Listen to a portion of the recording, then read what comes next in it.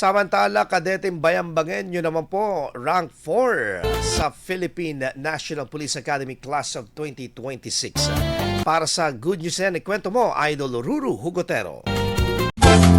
Isang tubong bayambang Pangasinan ang kabilang sa mga nanguna sa pagtatapos ng Philippine National Police Academy matapos makuha ang ika-4 na pwesto sa Hanay ng Silang Paglaom Class of 2026.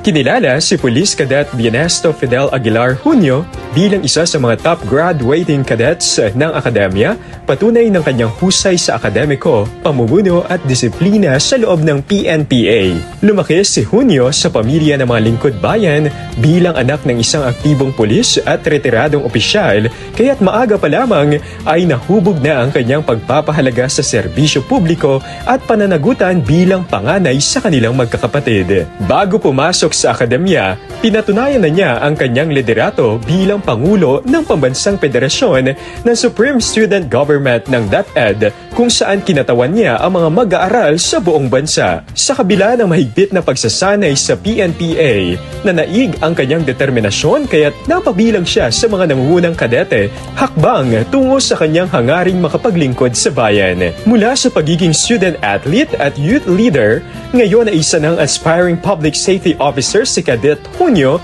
patunay sa patuloy ng pamamayagpag ng mga Pangasinense sa iba't ibang larangan at propesyon. Yan ang ating good news. Ako si Idol Ruru Hugotero, tatag IFM. IFM News. IFM News. IFM News.